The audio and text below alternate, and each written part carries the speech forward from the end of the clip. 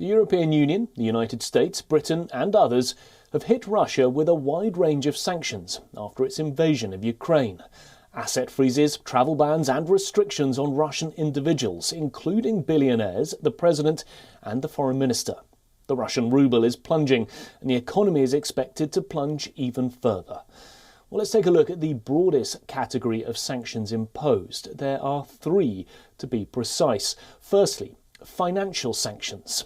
Western leaders have frozen the assets of Russia's central bank, limiting the bank's access to international dollar reserves.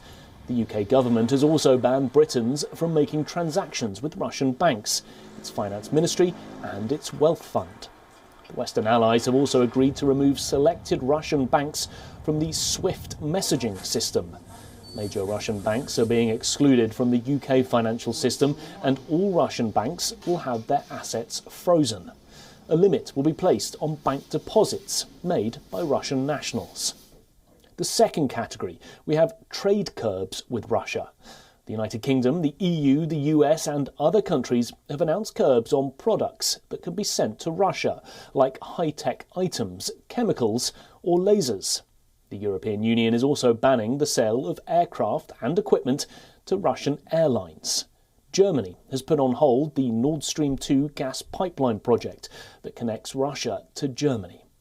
And the third set of sanctions cover individuals. The United States has placed a travel ban on the Russian president himself and his foreign minister. The alliance has also frozen the assets owned by Putin and Lavrov in the US, the EU, UK and Canada. There's a long hit list of Russian oligarchs and their properties. The UK is limiting the sale of citizenship via golden passports. And the Western Alliance have launched a transatlantic task force to identify and freeze the assets of sanctioned individuals and companies. They also aim to target officials and elites close to the Russian government, as well as their families. Well, to take a closer look at all of this, we're joined live from Moscow by Gabriel Gavin, a journalist based in Russia.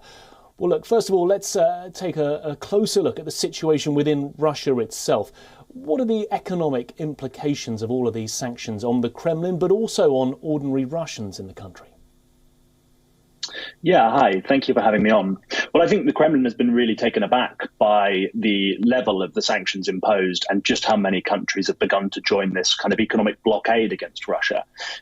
We've seen, as you've said before, the central bank being targeted. We've seen long controversial projects like Nord Stream 2 being cut short.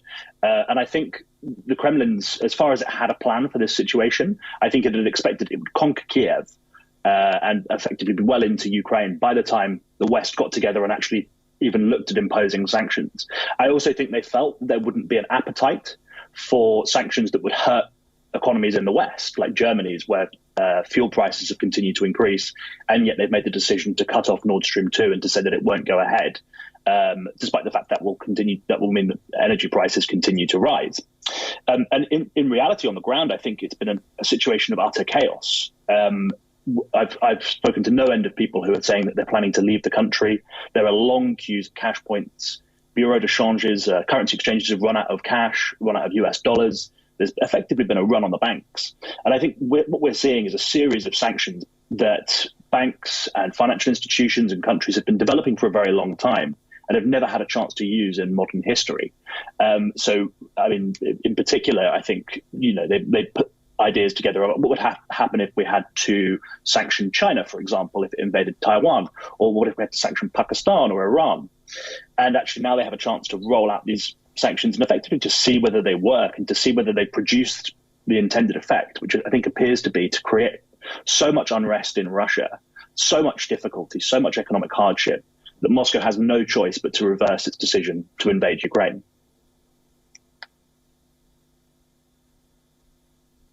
We've had about a week and a half of sanctions now. They started before the invasion, and the West still says, including the White House, that nothing is off the table, suggesting more sanctions are still possible. What do you expect could happen next?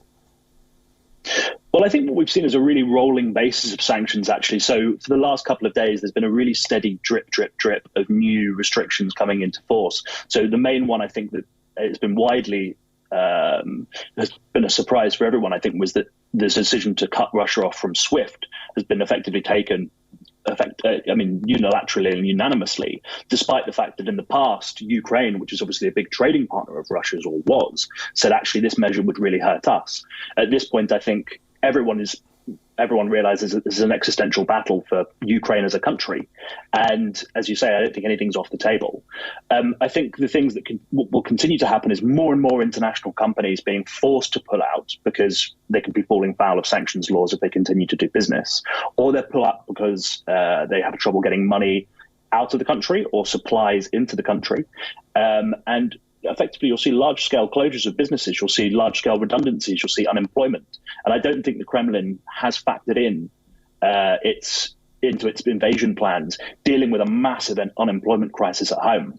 We saw Prime Minister Mikhail Mishustin just the other day roll out a series of measures designed to try and save the Russian economy. And they're very minimal in tone. They're things like preferential mortgages to buy a house for people working in the IT sector. But people I've spoken to who work in the IT sector, they're exactly the kind of people who can work remotely. They don't have to be in Russia. And actually, when you have a situation where you've got a run on the banks, you've got chaos in the streets, effectively, because people are so eager to take their money out and leave, these people are considering moving abroad and working abroad as well. And actually, one thing that's been quite worrying is there are a number of reports of Russians being interrogated when trying to leave the country through airports at the border. And guards are saying to people, are you running away? How much money have you got on you? What do you think of the quote unquote special operation? Do you respect the president? So you're effectively turning this country into somewhere where people want to leave and the authorities are trying to keep them behind, which I think is for a lot of people quite reminiscent of the situation that the Soviet Union found itself in during the Cold War. This, hopefully, for everyone's sake, is a short-term situation, and the economic measures do lead to a de-escalation. But I think it's clear that to date that hasn't happened yet.